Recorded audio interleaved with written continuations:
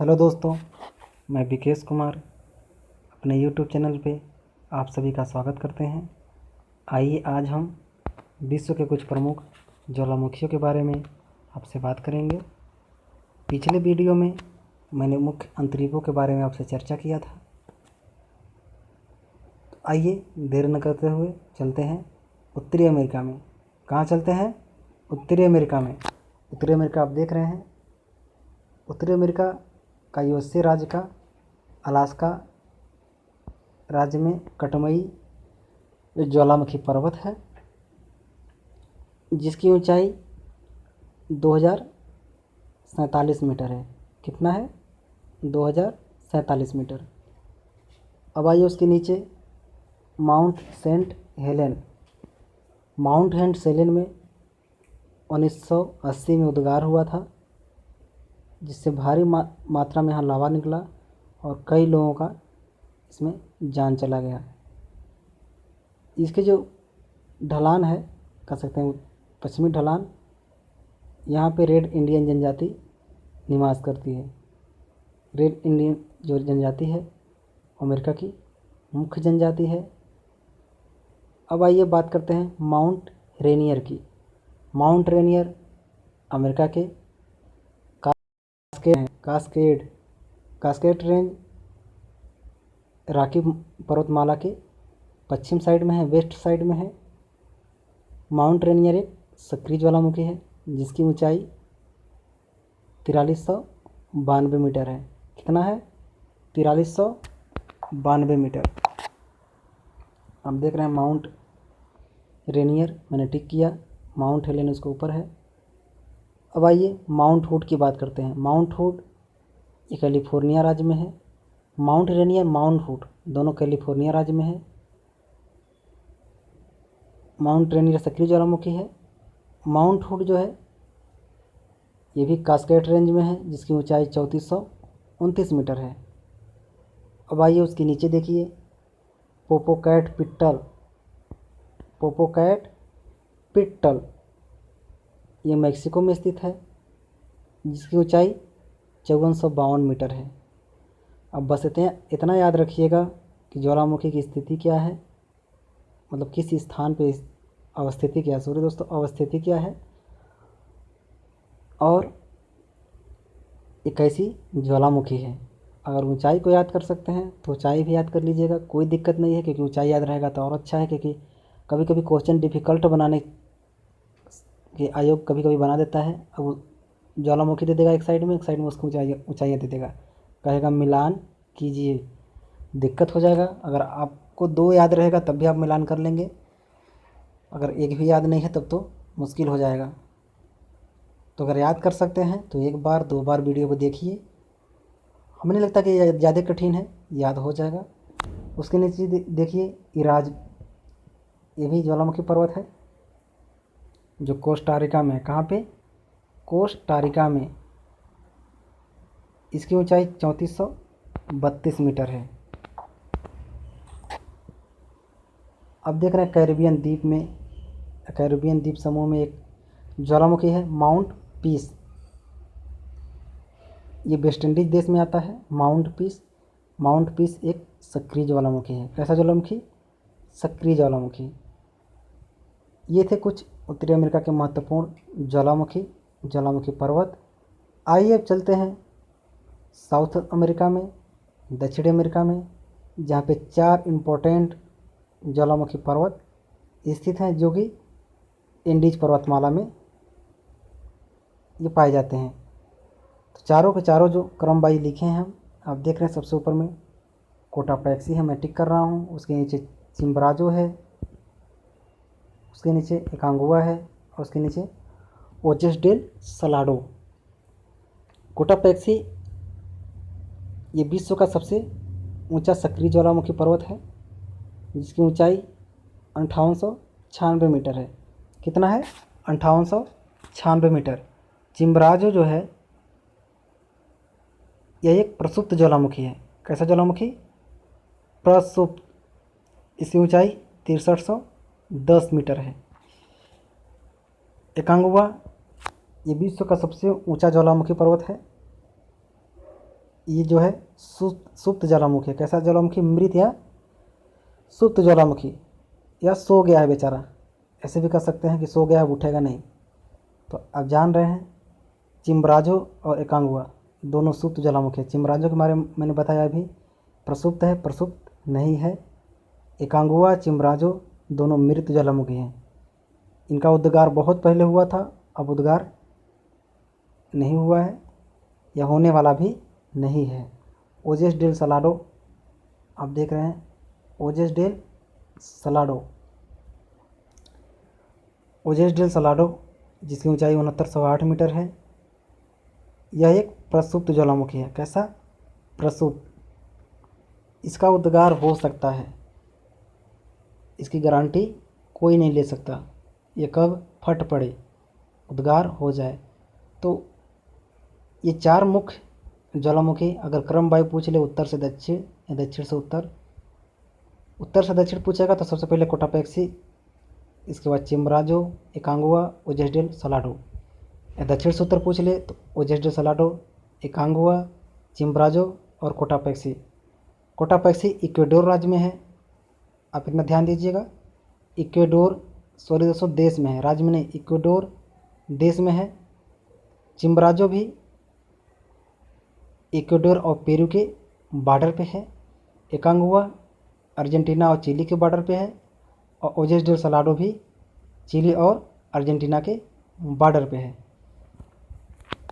अब आइए चलते हैं अफ्रीका के कुछ मुख्य ज्वालामुखी पर्वतों के बारे में जानते हैं। माउंट कैमरून एक सक्रिय ज्वालामुखी है जो कि नाइजीरिया और कैमरून देश में स्थित है।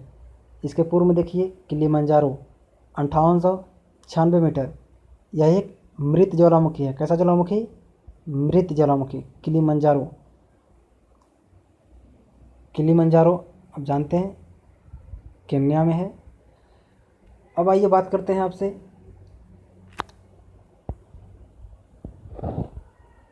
आइसलैंड द्वीप में या आइसलैंड देश में दो ज्वालामुखियां हैं, Mount Hekla, Mount Laki. Mount Hekla, Mount Laki दोनों सक्रिय ज्वालामुखी हैं, इतना आप ध्यान दीजिएगा। माउंट हेक्ला और माउंट लाकी दोनों सक्रिय ज्वालामुखी हैं। अब आइए भूमध्य सागर में, आपको भूमध्य सागर की सैर कराते हैं।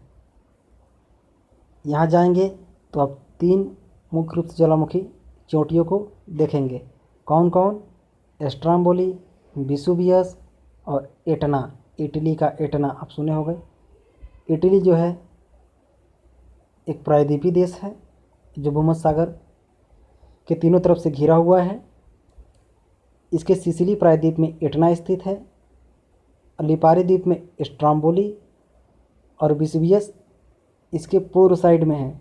विसुवियस एक प्रसुप्त ज्वालामुखी है, सुप्त नहीं प्रसुप्त। सुप्त या मृत ज्वालामुखी जो कि उद्गार बहुत पहले हुआ था, अब होगा ही नहीं।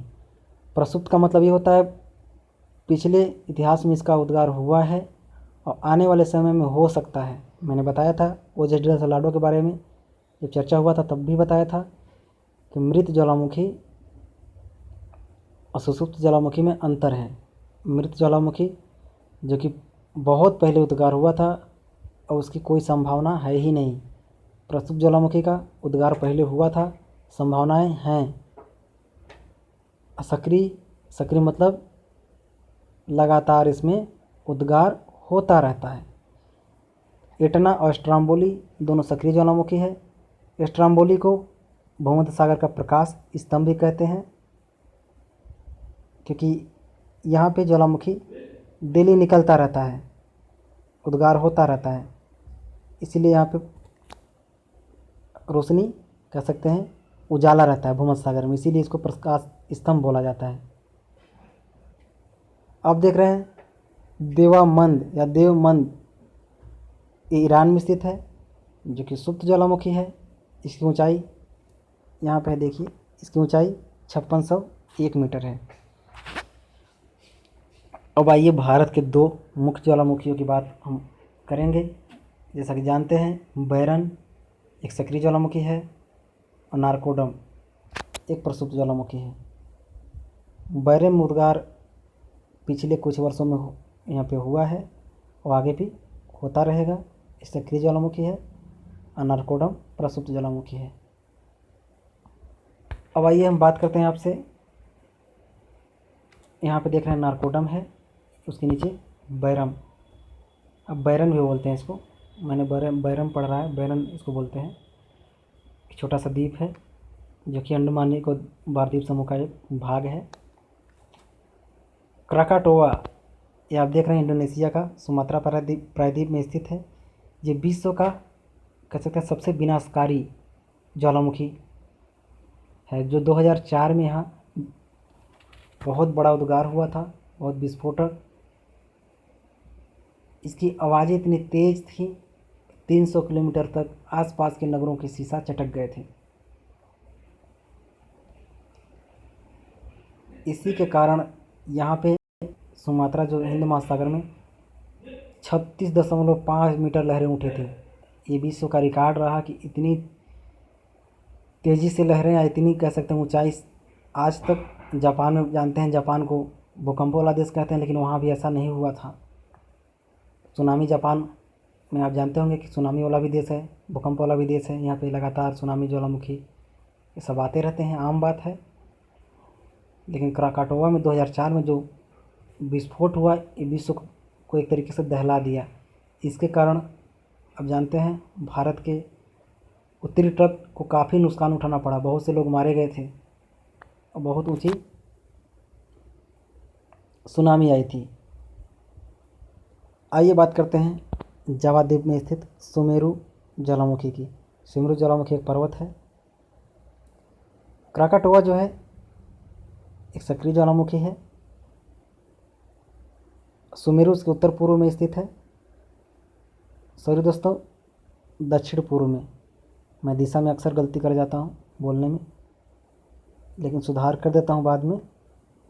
सुमेरु जो पर्वत है, सुमेरु ज्वालामुखी पर्वत, एक क्राकाटोआ के उत्तर दक्षिण साइड में स्थित है। अब आइए आपको ले चलते हैं माउंट पोपा। माउंट पोपा एक मृत ज्वालामुखी है जो कि म्यांमार में स्थित है। अराकानियोमा जो पर्वत श्रेणी है वहीं पर स्थित है। ये आप देख रहे हैं फिलीपींस द्वीप समूह में 3 महत्वपूर्ण ज्वालामुखी पर्वतें स्थित हैं। पहला है माउंट ताल, माउंट म्यान, माउंट मिनाटोबो। तीनों आप मैंने टिक किया है, देख लीजिए। तीनों सक्रिय ज्वालामुखी हैं। फिलीपींस में भी ज्वालामुखी उद्गार होता रहता है, आम बात है वहाँ भी। माउंट ताल ये फिलीपींस के कह सकते हैं फिलीपींस द्वीप समूह में स्थित है। माउंट म्यान, माउंट पिनाटुबो। माउंट म्यान, माउंट पिनाटुबो मिंडनाओ द्वीप में स्थित हैं, दोनों फिलीपींस द्वीप के मिंडनाओ द्वीप।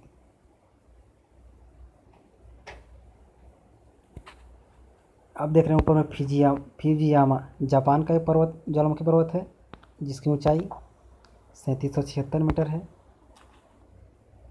ये एक प्रसुप्त ज्वालामुखी है। कैसा ज्वालामुखी? प्रसुप्त ज्वालामुखी।